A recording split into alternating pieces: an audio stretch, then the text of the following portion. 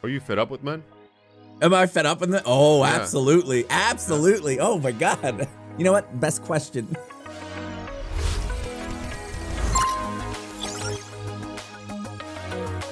Our guest today has most definitely lived a life, from being in a band to becoming a stuntman and then to creating an awesomely successful entertainment career on Twitch. He is a man with many stories, which we hope to uncover today, hopefully.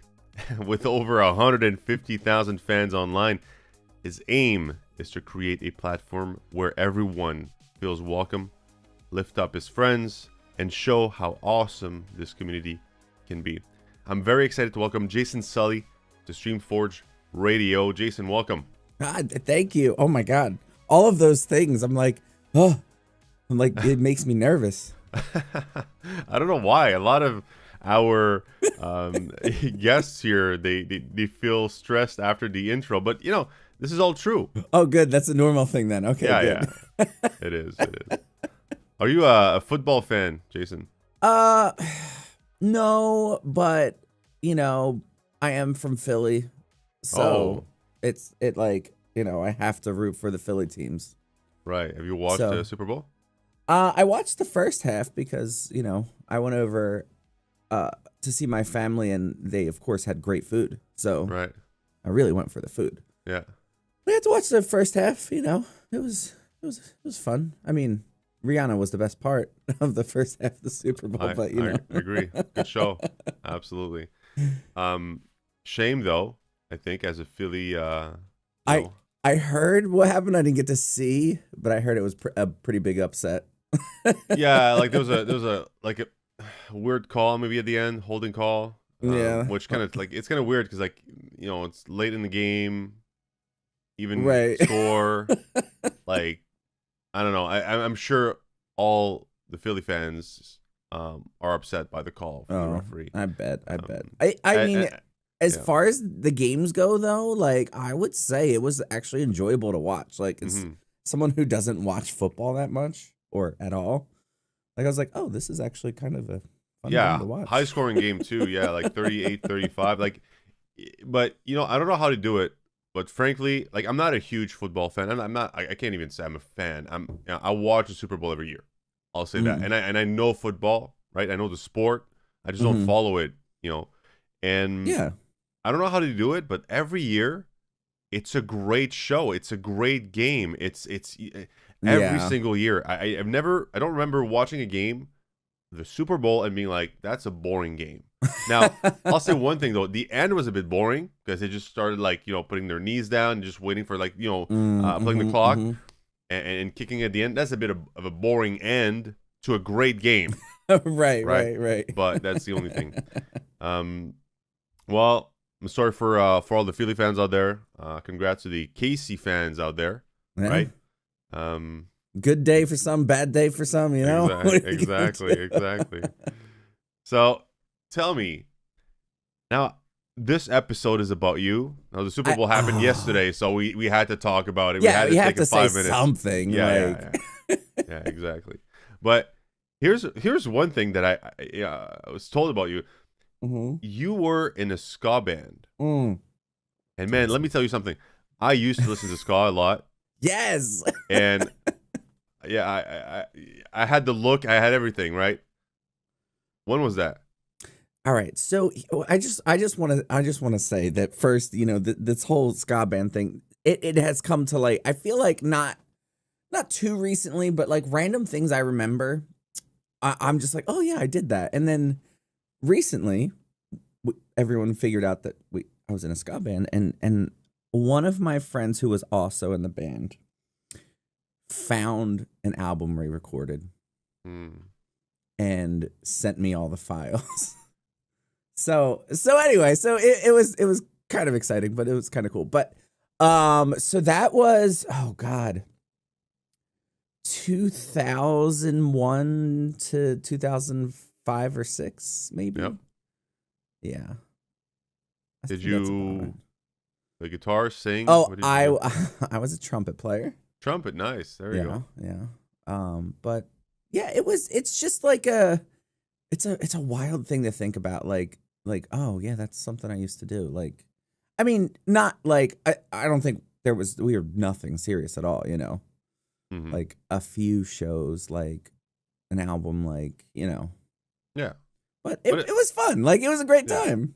yeah, it's fun being in a band. I play music all my life, so I know how it Ooh. is, and it's a special feeling. And last weekend, Mm. Saturday night, I was actually at a friend's house, and the guy who was hosting the party is a musician, and I still play guitar, I still play music, I still sing and whatever, but I just don't do it as much, right? Hmm. And we ended the night just like jamming, that was Ah, just so that's fun. fun. It Yeah, is like when you can just kind of sit around. I don't know. There's just something about it. yeah, yeah. Yeah, It's a absolutely. special feeling. Everybody was talking about, like, in the sense, like, they were like, if there's one way to end a night that's like just is a feels good like scenario, is just like listening to people jamming Or yeah. ourselves, like, but it has to be decent, I think. Yeah, it can't be. Yeah, that's also true. If It it's like a can't be shitty bad. They're like, jam, oh well, maybe this isn't a good idea. so trumpet player, ska band, early 2000s. Do you miss it? Uh, I do miss like I think playing trumpet because I did a lot. Like I did like jazz band, like pit band, marching band. Like I kind of like did everything and like really poured a lot of time into it. And then I kind of just stopped. Hmm. It just like I just don't think I was around people that, you know, I guess brought that out of me. I don't know. I don't know how to like I miss it. I miss, being, good at trumpet. Like I Yeah. definitely picked it up and I'm like, "Oh yeah, I because it's like in the trumpet it's your muscles, like it's your muscles in Mm. your lips and like it's wild how different it is. Like something that used to be like just easy to me is not. So, Yeah. Like but it's you lost it. Like you typically oh, lose it. Yeah. I definitely. I mean, in good news, I still have like, like if the muscle was there, I could still play. Like and I still know how to read music, write music. Like that's great. Yeah. Yeah. You don't really lose the The reading part, but the right, playing part. right, Yeah. right. Yeah. You get rusty. And as you Ooh, said, for you, like the muscles have ooh, play an important part you in playing really the. lose it. Yeah. Yeah. That's great. And I mean, now before we jump into, like, what you do now, Mm. and how people know you, like, you also used to be an ex stuntman. Yes. So I've done so much because like I just never really knew and had a passion of like what I wanted to do with my life, I guess. Now, one thing I think I was always sure of um in my life is just like, I want to be a good dad, which that we can like get to at another time. But so I never was really sure. So but that just led me to doing just so many things. Yeah. But yes, the stuntman thing. So I went through like, I don't know, like I guess just like this whole phase of like I I don't know, like I just never had fear and I would always do all these things that were definitely way too dangerous. And then I think it was just one of my friends was just like, you should like maybe like look into like being a stuntman and stuff. I was like, oh yeah, maybe I'll check that That's a, out. that's a terrible friend. I Hey, don't know. should you jump off a cliff and make money doing it? Like, what In a kind of way, advice is though, it that? actually puts it more under a supervision that makes it a Right, lot right. safer. That's true. That's for good point. But So okay. in a way, it's like not telling me I shouldn't do it, but like maybe we should do this a little All safer. right, like he knew you wouldn't stop doing it, Right, right? So, right. like, might as well do it in a safe environment, or safer at least. Yeah. So I did like, this whole like training thing that oh my God, like it was really fun. Like we did like fighting. I was lit on fire. But there was one surprise that I didn't expect is that because we also did a stunt driving course And that was kind of just like, all right, you should have these skills under your belt, like, you know. Yeah. And I ended up being ridiculously good at it. And I was like, oh, well, and they even said, like, you know, like driving, like it could be the simplest thing, like, you know, in commercials and like literally anything, just using a car. And I was like, oh, that's kind of cool. But it was kind of nice though that like I was just like, oh, the driving's really cool. So I think that's my only thing I ever got paid for, was doing a driving thing for some pilot. That never saw the light of day. So you were in the car, driving the car. Yeah, I had to like crashing the car. Okay. I actually had to crash it into a tree. Well, kind of like, so it wasn't like a sudden stop. Like I had to like kind of like sideswipe this tree, but do as much damage as possible to the car. That direction is great, isn't it? Do as much damage to the car as possible, but let's try not to get hurt. With me in it, like, what were you wearing? Like an armor or something? Like, so actually, I was wearing, oh my God. So I had some like, you know, I would say like, I feel like it was like a lacrosse piece, which in good news, I was wearing a lot of clothes. So you couldn't really see, because you could really only see my head. So I had a wig on actually. But I was helmet. padded.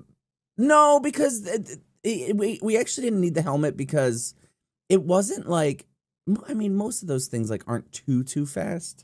And like one concussion. Yeah, what are you gonna do? Zero. Like, I mean, it's just one more. You know. But the problem with it though is just like, it's like, okay, this is one take, because obviously you're wrecking a car, and I'm like, oh boy. Yeah. Nailed it. I freaking nailed it. Nice. I want to get that footage somewhere. But you didn't get hurt. No. Actually, you know, like I in all of those days of like doing not the smartest things in the world, I never got hurt, never had a broken bone, never had any major injuries.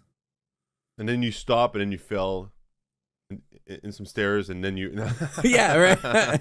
Like now, I'd just be like, oh no. I wake up in the morning, I'm like, I'm hurting. Yeah. Now here's the thing, I probably like my knees are probably gone, right, for the rest of my life. Right. But you know, it was definitely a good time. Like I feel like it definitely like honed in, you know, some wild abilities, I guess. I don't know. Like just like, okay, this is kind of cool. I know how to do this. How did you evolve from that? From being, you know, in a ska band or a musician to then being a stuntman to then being a content creator? Like what? Oh boy, what's the missing link here? Like so what happened? I mean, again, so I was all over the place because I just never knew what I wanted to do. So with the stuntman thing, I was like, okay, this isn't sustainable for me. One, because, you know, it's just, obviously it's, you know, physically, it takes a toll on your body. But the no helmet part is, yeah. Yeah. Oh yeah. No. Yeah, of course. But then it's just like at the time that, you know, the recommendation is like, move out to LA. I was like, I can't go out to LA. Like, who am I? Like, so I never really kind of continued that. And then I still like, you know, still had that itch of just like, what am I going to do? So then one day my friend, so this is probably now early 20s. My friend was like, I got accepted in a school in New York, but I don't want to go alone. And by the way, we're in the Philly area, and he was like, because, you know, we'd have to live up there. And I'm just like, oh, I'll go with you. Because again, I don't know what I want to do. Maybe something in New York City's for me. Right. So, so then, yeah. Now during this time, by the way, I'm doing retail management because, you know, easy peasy. It's not easy, but people are terrible, but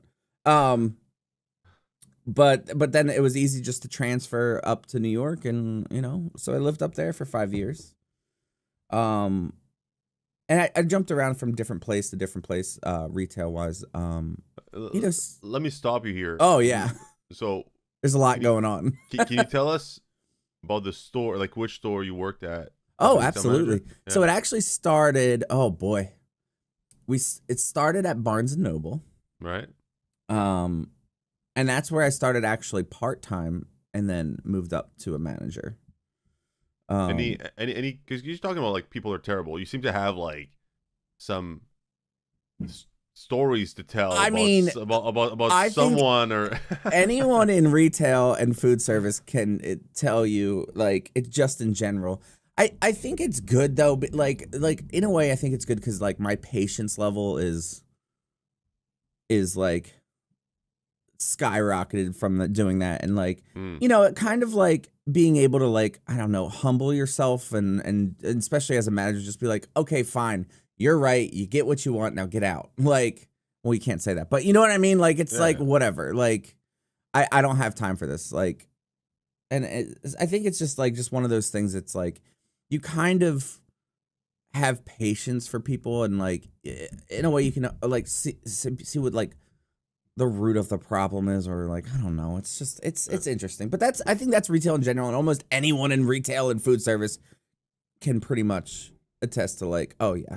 What was like the worst thing that you had to deal with when it comes to managing humans? Oh man.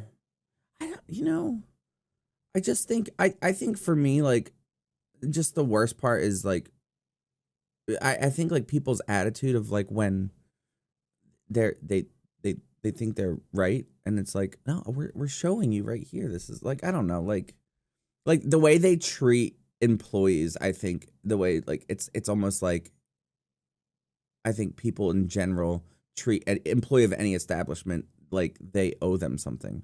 It's like, no, they're employees here, like there's people like you know, like and it's like a constant thing of like, I feel like employees of places are just looked down to, or like, you know, spoken down to. Like it's wild, like, and it's like, no, they owe you nothing.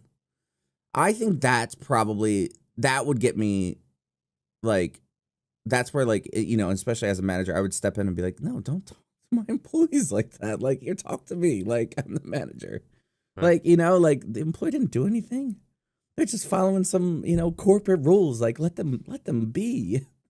Well, I mean, even if they did something, then there's still a way, you know. Oh, always, but the right way to talk to someone about something, you know. Like yeah. You know. The just the fact that people think they're owed something when they're not even close to.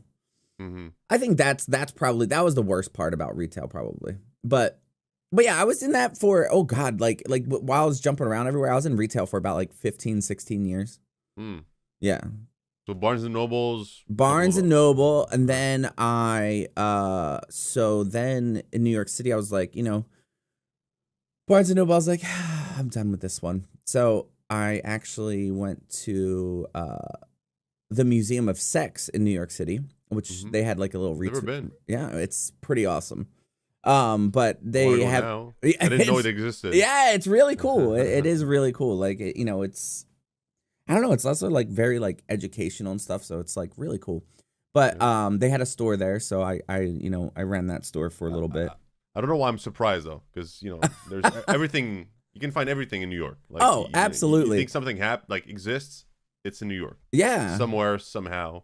Yeah, exactly. And then actually before, see here, this is where we jump all over again. Then before I moved again, I managed a GameStop, but then I transferred GameStops over to LA. And this is where we're all over the place. Then you ended, in the first place, you didn't want to move to LA. Oh no, I wanted to move to LA. Oh, you wanted to? So I'm telling you, the story is all over the place. Like, so I met my wife. When you were a stuntman, you said you didn't want to move to LA because you were like, it was more of like me doubting my ability to move to LA. Okay. Like I'm like, I can't sustain myself. Like, like what job am I going to get out there? Like, you know, and especially for someone who doesn't know what they want to do, like you're like, I'm not good enough at anything to, you know, it's intimidating. Right. And to just be like, all right, move to a city and good luck.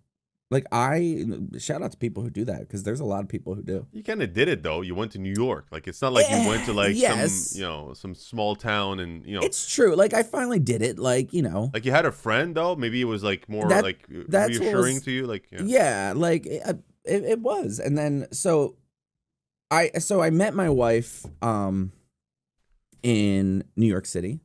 She was a bartender, and we met there, and a video game is the reason I went to this bar.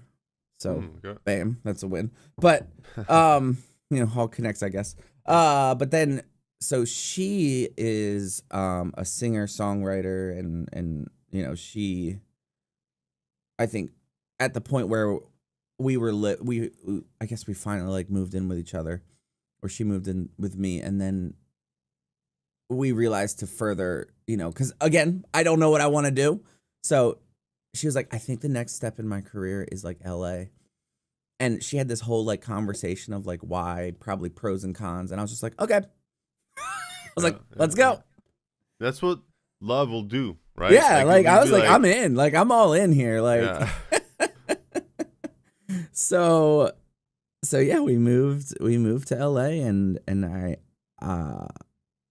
and I think within, I don't know, I'm trying to think the years, but like probably within 2 years.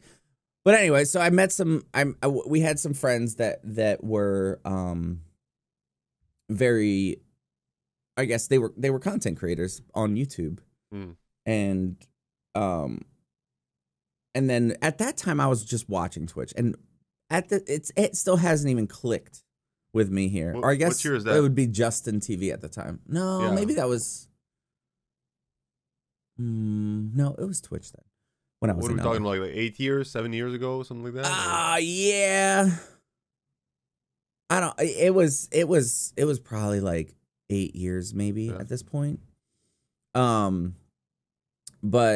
so my friends, content creators, and I know they were doing some Twitch stuff, and I was like, oh sweet, I can maybe help you with some random like tech stuff, and I've watched some Twitch streams, so I know like how streams are looking, and I'm no expert, but like I kind of help with tech stuff, and just did a few things, and just would hang out with them. Oh my god, all the time. But then there was one day they literally sat me down and they were like, hey, you need to do Twitch. Just do it. And I'm like, I can't do that. Like I really was like, why would people want to watch me or whatever? But anyway, so I did it, and I started, playing, but when I started, like, and I guess after the first, I don't know, the first year or so, like I felt like this, I'm like, I love this. Like, I love this sense of community I have. I love building this community, and like, and I don't know, making, like, having just, I say it now, like a little corner of the internet that's just so welcoming to like all gamers. Skill level doesn't matter, who you are doesn't matter, because apparently that's a thing. But, but you know what I mean? What game did you start it with? Oh, I think my first game streamed was Skyrim. I think I streamed Skyrim, and I did Skyrim. Let's see. I think I really delved into streaming when Overwatch first came out, the first Overwatch. I think that's when I really like kind of like dove in. Maybe even before that. I don't know, but it's hard to go back. I don't remember things. No, man. It's between those two. Yeah. But most likely. Then like once PUBG came out, we really just hammered down into that. So that was kind of, I never got into PUBG, to be honest. Like I played it like everyone else, right? Most people did play it, but it just wasn't it. Well, it's like the gameplay. To me, the gameplay was lacking compared to other games. That's fair. Like, yeah, it was. Sometimes it was running simulator for sure. It's like, it's just like I don't know. Like it wouldn't pick up stuff on the ground, and just like it wouldn't respond the way I like games to respond to the keyboard inputs. Oh yeah. I That's I put fair. in, so that's the only thing about it. Like the concept was great, of course, right? And, I mean, it opened the door to so many other Oh, it battle really royales did. and whatnot. Yeah. But yeah, like the gameplay, the mechanism, I don't know, like it just was Just the a bit pacing, wonky probably. to me. Yeah, the pacing. It just was like even the gunplay for me, it was like a bit it was wonky. tough. I still never got good at it. It was just fun. Yeah. But PUBG, yeah. But yeah, I just me taking my friends like they're just, taking their advice, and I kind of like did it, and then like I literally just fell in love with it. I'm like, is this what it feels like to like have a passion about something? Like, so it was great, like, and It clicked. it really did click in that moment, like, and it's funny too, because like, I watched Twitch before that, and like it never like occurred to me like, oh, I could do this, and like, video games have been ingrained in my life, my whole life, so like, so it's just funny it just never clicked until until that moment. Well, it seems to me that you have a lot of ideas of what you want to do. Like you want to go to LA and you want to, you love games, but you seem to need someone to push you in that direction. Oh, Like normally, yeah, have that friend tell you like, let's go to New York, and be like, okay, sure, like I'll go with you, or have your wife say, let's go to LA, and then she pushes you to do it, right? And then your friend's pushing you to do Twitch, so it's pretty good. Yeah. I mean, those are good friends and a good wife. I mean, they're basically pushing you in the direction you need to go. You need to go there, but you can't do it on your own, which is why friends and family exist, right? Yeah, exactly. Like you need to be like pushed in the right direction, or or at least like here's a direction. You figure the rest out yourself. Yeah. But yeah, it's definitely interesting, and people are absolutely. I think I would have been too afraid to even go to New York without a friend. So it's kind of nice. No, absolutely. I mean, New York is not can be a scary city, especially to go like live there and whatnot, right? Oh yeah, so, I mean, it's so fast. Like it's wild. Yeah, that's great. And then now today. Twitch. I freaking love it. you still love it? Oh yeah. Yeah. Yeah. You love it more? I would say, like, obviously the newness isn't as, you don't have that, but there's like different things I love about it more, like, again, I wouldn't even say it's Twitch, but it's more of the streaming community that you curate, like the friends around you, the the people in your stream, like, I've made so many like great connections through streaming, and bad ones, but those are gone, but right.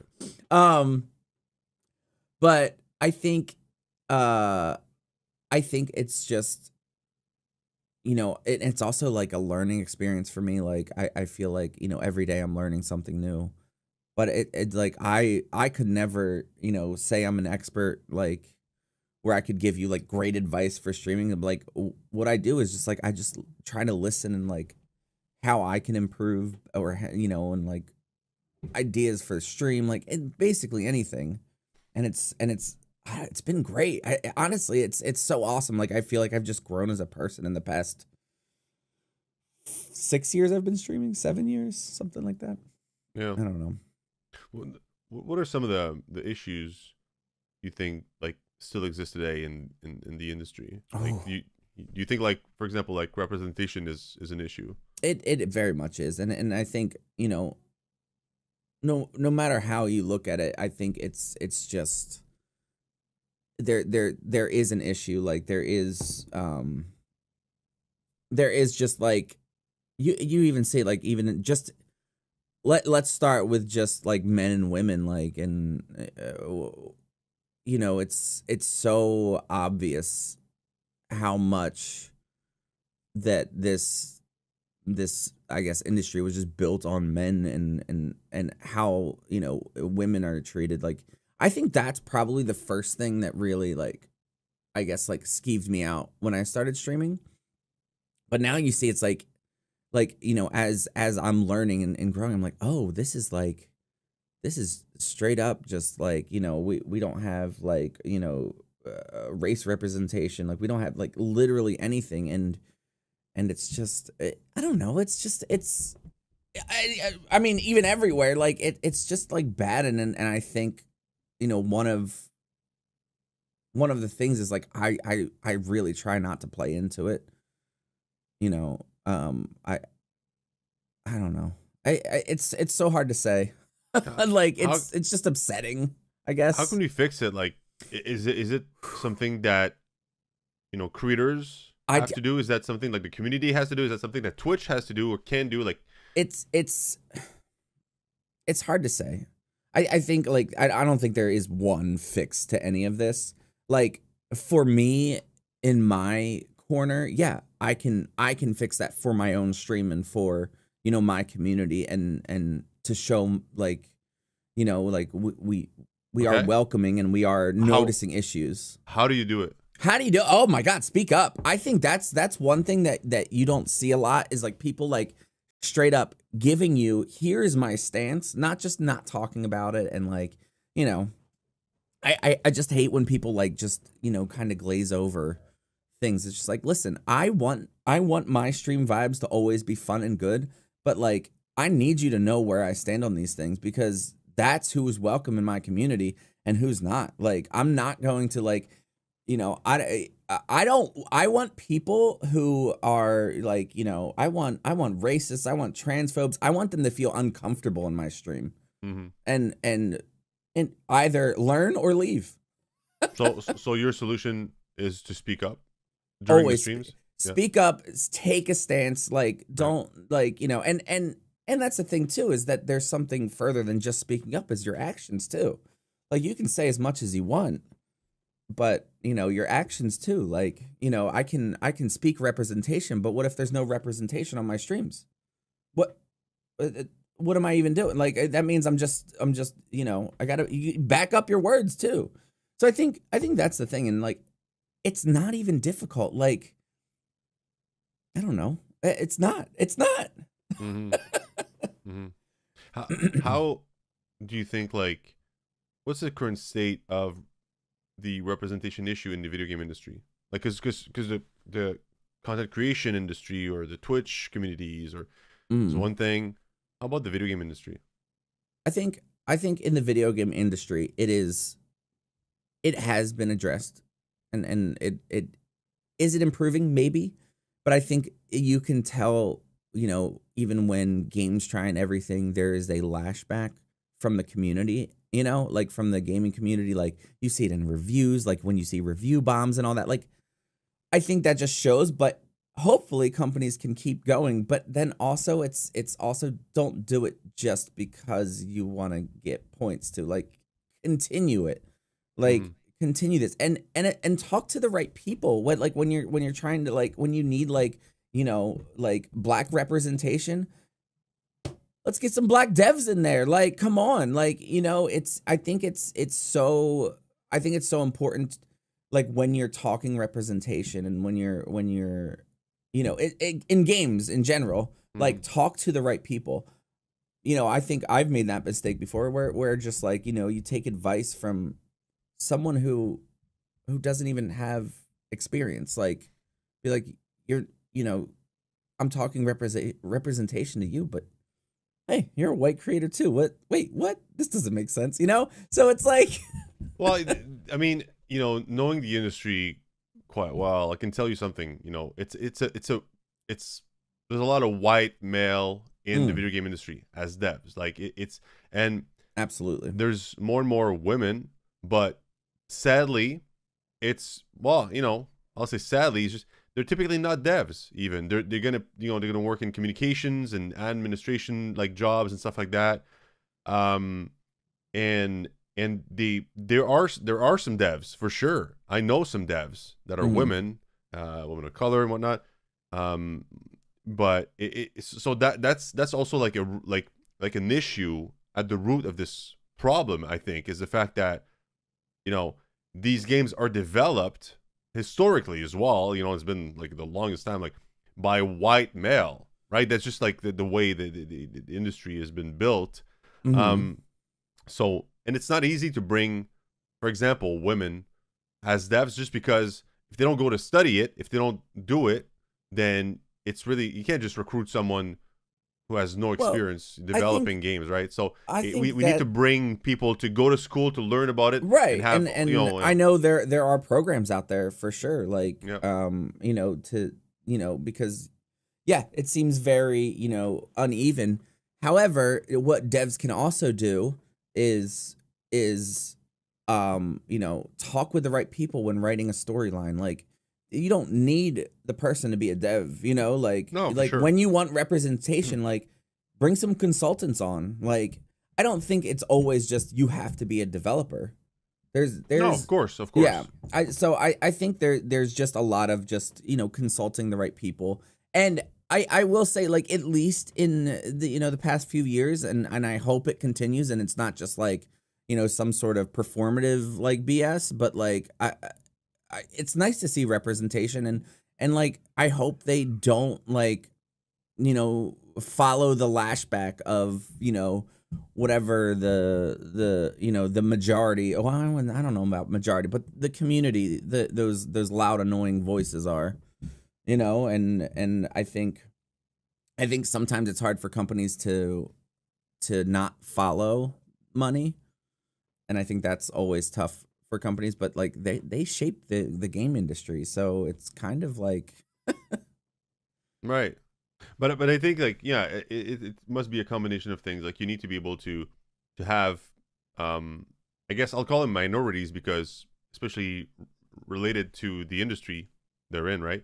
mm, To get more women, to get more people of color, to get more people from the LGBTQ plus community, to just be in that industry, right? To then, because I understand you can hire consultants for sure, and you mm. can hire external people, but it's still, to me, it's good, but it doesn't solve the whole issue. Like, Oh maybe yeah, the that best would is to do both, just right? just doing that's not going to solve everything. Right, Again, it's going to take creators actually taking a stance.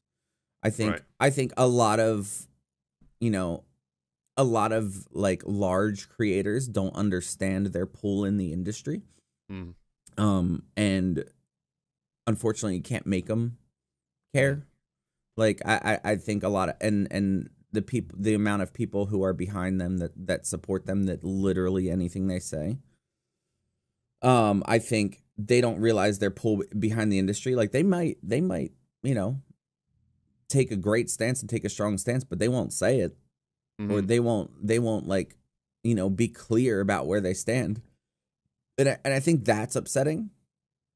Um, because again, you can't just make them care. Like Mm-hmm. why like you can't make successful people care, and that's what's upsetting. Because they're So, like, "Oh, my stream works. Why would I change anything, yeah, I I mean, don't know. talking about being straightforward, like, With people with big communities is how important it is to speak up and take a stance.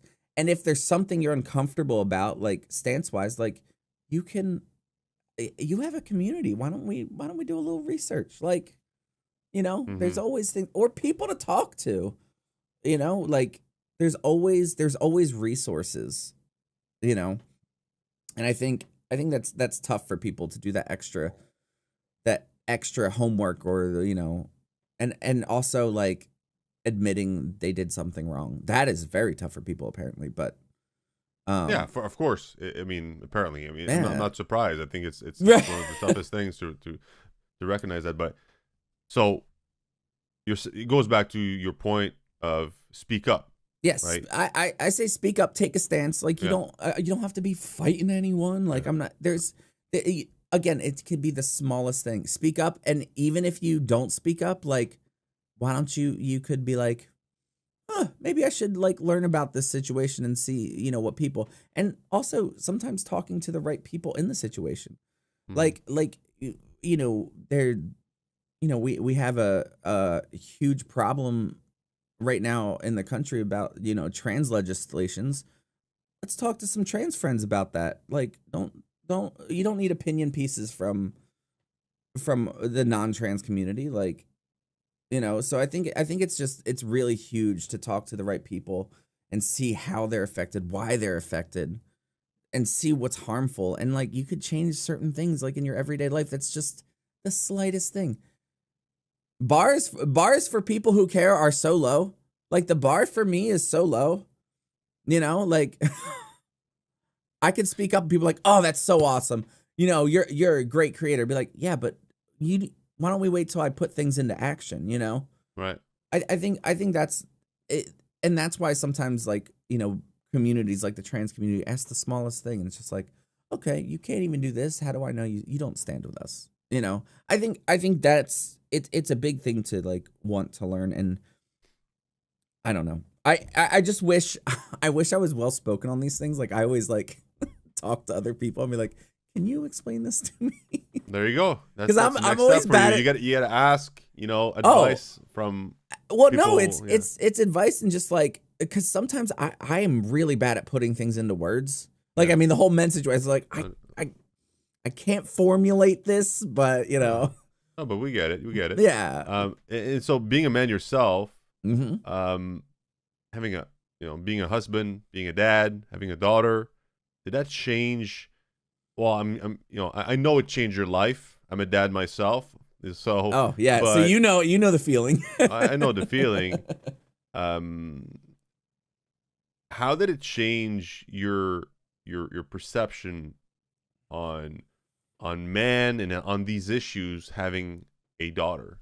I think like, I wouldn't say it changed my perception, because I think that was always there.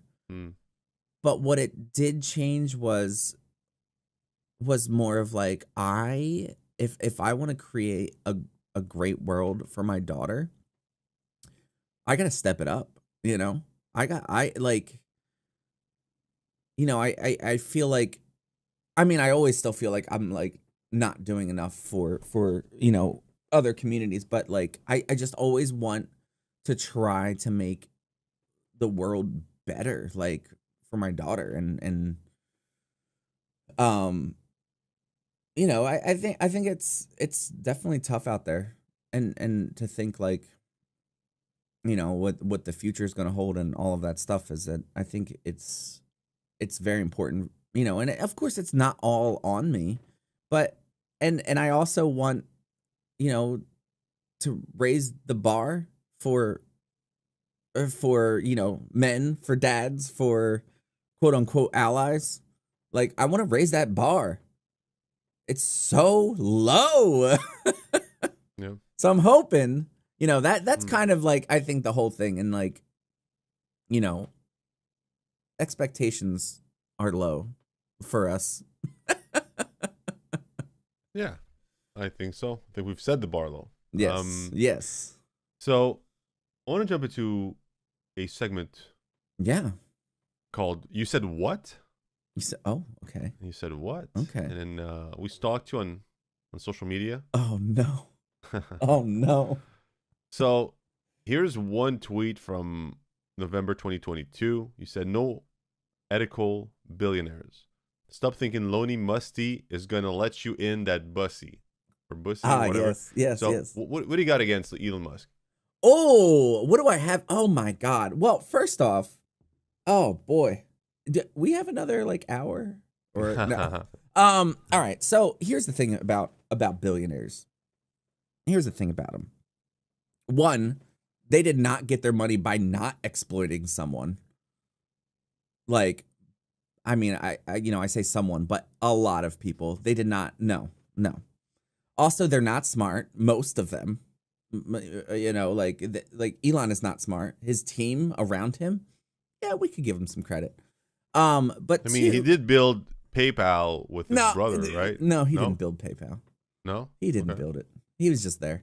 I think it's unfair to call him not smart. I think people like. All right. I think if you get there somehow, you're smart. Like, for example, like, you know, I'm not going to name politicians, but politicians can seem dumb, but they're smart. You know, what is smart? But yeah, exactly. I think it's the realm of what is smart. Yeah. like being able to you know, control people like you know, using terrible tactics. Okay, you are well versed in that, in evil villains. Right. But I think you know, being it's almost like having a large community. Being a billionaire, I think you have a responsibility. The earth is dying. Like, and yes, like, listen, I'm sorry, you have money. This world is built for people with money. Like if you have money, you have power. Let me stop you right there. I just want to make something clear. These billionaires, by the way, they don't have cash. Like, we don't have billions in cash. I mean, they must have, but they have stock. Like, for example, like what's his name? Now I have a blank. The guy, the philanthropist, I have a blank. Old guy in the U.S., Berkshire and I don't know. Ah, man, Warren Buffett. Thank you. Memory. Warren Buffett has very little cash relative to his worth. Right, being worth billions is one thing.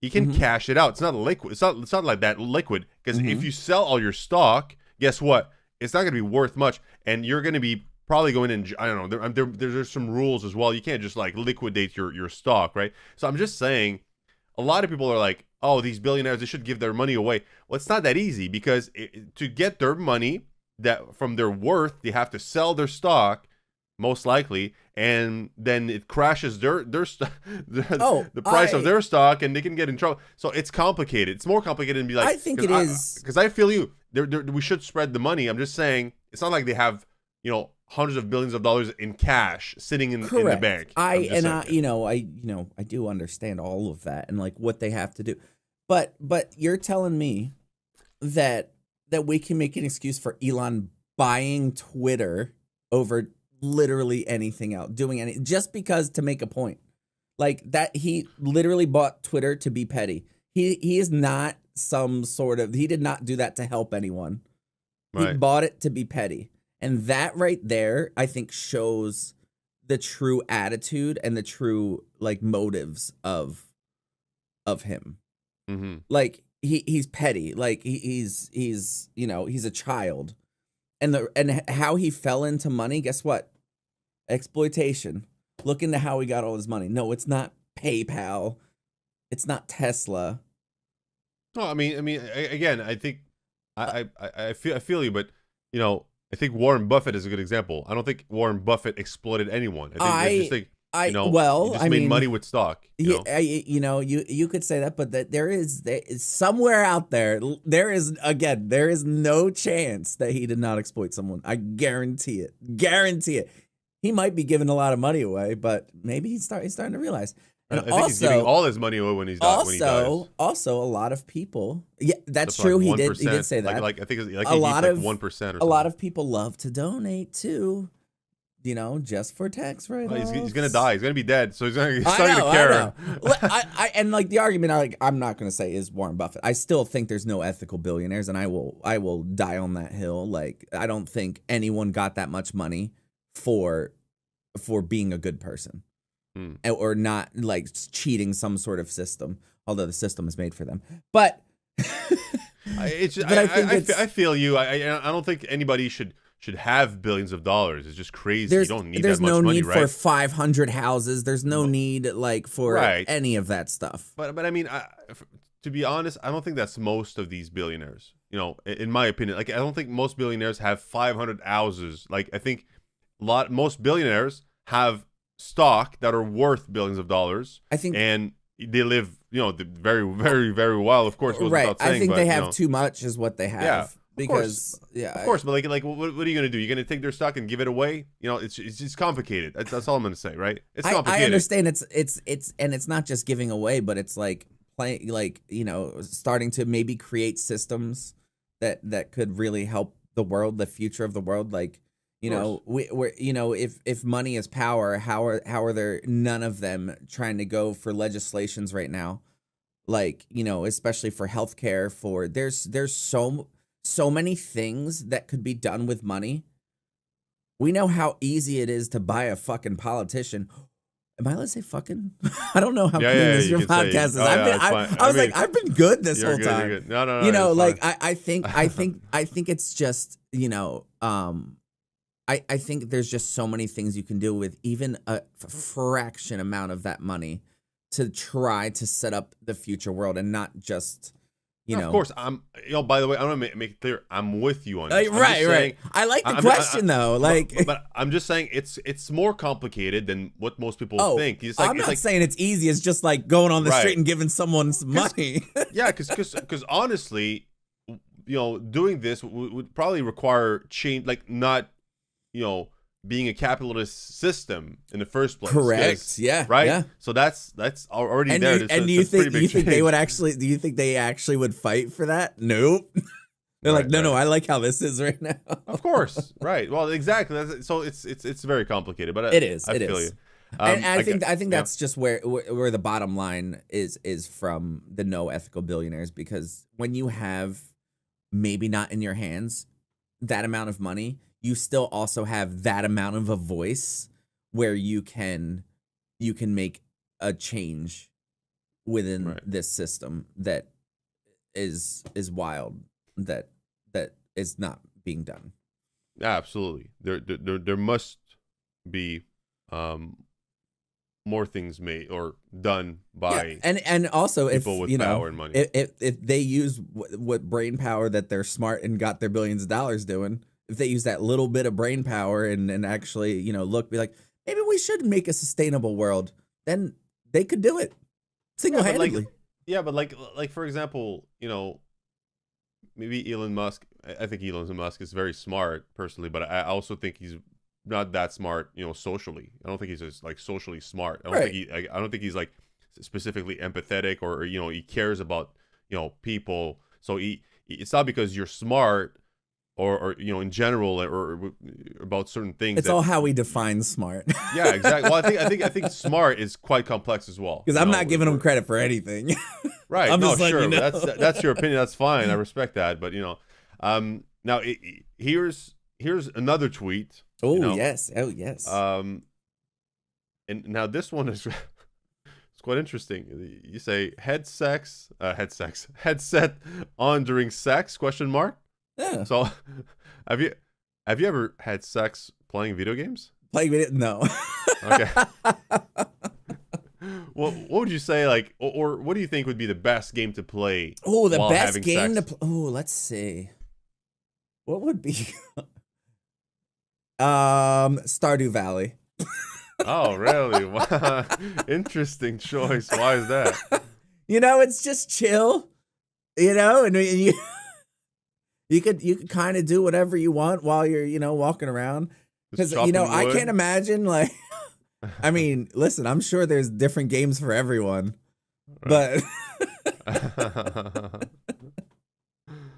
excellent. The last tweet we got, not me looking for emo drag performers in NYC while having morning coffee. Reason, don't worry about it.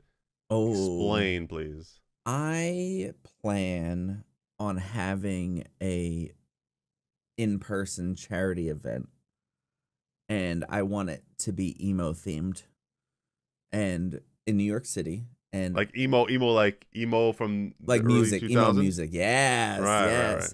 And then I got word that there are some drag queens that have like some emo numbers, and I'm like, let's start to do this. So I would say it's still like a faraway plan. Like I have a venue. I have, you know, a couple people that are helping organize.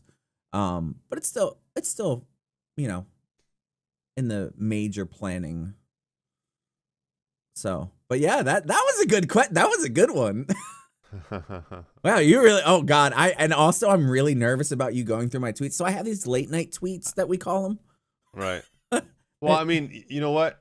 We're done with the tweets, so you're safe. You're good. You're good. All right, you didn't pick the crusty ones on the side, on the sideline.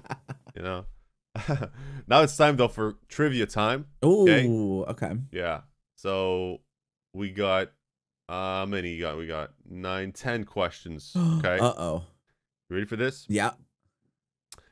Which of these is a slang term for something that is very cool? The grenade, the bomb, the arrow. Wait. I mean, Which I'm of going to these- say the bomb. Yeah, yeah. And There you I go. hate Yes. that. Yes. Are, yes. are these like very dad questions right now that you're giving me? Well, you know, I'll be honest. I haven't read them. Our Oh, producer okay. wrote, like, you know, Okay. wrote them. So you know, we'll discover them we're together. going to get. They just said the bomb on stream. The bomb. Who are they? Guy Fieri. we need to add like a like an explosion. You know, FX. Yeah, the bomb. Finish a comment saying stealing someone's lightning, thunder, Xbox. All of the above. No, thunder. Thunder. Yo, these are easy so far. Oh god, Thus far, most successful band of all time: AC/DC, One Direction, The Beatles. Oh wait, isn't it? Is it One Direction now? Or is it still the Beatles? Absolutely. It is. Yeah. Not. No. Not. Is it No. the Beatles? Yeah. I see. That's what I wanted to say, but I was like, this is a trick question. When is Easter 2023? April 9th, April 10th, September 9th. Oh, geez. Wait, was that just April 9th or 10th? Or September 9th. Well, I know it's not September. Oh my god. Well, let's this say year, I mean, April... everything was pushed because of the pandemic, so... Yeah. Yeah, that's true. You just moving things around. Let's say 10th. 9th. Ah. What's the biggest or the highest grossing movie of all time? Is it Titanic? Is it Avatar, the first one? Or Avengers Endgame? Oh. I want to say it's still Avatar. It is. Yeah. It is. Excluding the end zones, how long is an American football field? Going back to the Super Bowl discussion at the start. Oh my god. 50 yards, 100 yards, or 125 yards? Oh, 100 yards. Yes. I mean, yeah, that was okay. Even I knew that as a Canadian. Yeah. As a Canadian. Common saying for someone who's ill: green around the hooves, crack, or gills? Green around the gills. Yes. Okay. 3 more. What was Buzz Aldrin's mom's full name? Marion Crater, Marion Planet, Marion Moon, or Marion Ship? I think it's Marion Moon. It is. Yeah. Why are flamingos pink? Is it because they eat shrimp, someone painted them, or they aren't? You know, I was hoping that there was animal questions, but it's a shrimp. Yeah, it is. That's pretty nuts. I love my Animal Planet. Yeah, I learned that watching it too. The last one. What Olympic event was originally called mintonette? Tennis. I don't know if I'm pronouncing it right, but you know. Right. Tennis, badminton, or volleyball? Badminton. No, volleyball. Oh, volleyball? Somehow. Yeah. Oh, somehow. wow. Yeah. Mintonette. I don't know. I have no idea Interesting. why that would be. Yeah, for sure. Jason, real Yes. pleasure That was to fun. have had you on the show today. It flew by, really. It you know, really and, did. Yeah. Thanks for coming You on. really got some like little rants out of me, but you know, it's That's so good. early. I can't explain things. I mean, it was great, and we got to know you a little bit better. I think a little bit more. I think so. So, guys, go check out JasonSulli at twitch.tv/JasonSulli. That's JasonSulli. JasonSulli everywhere else: Twitter, TikTok, YouTube, Instagram. He's got his branding It's all across the board. across. Easy. Amazing. Guys, don't forget to like, subscribe. Come back next week for another episode of Streamforge Radio. Thank you so much again, Jason. Thank you guys at home and gals for listening. Everyone, see you next week. See you later.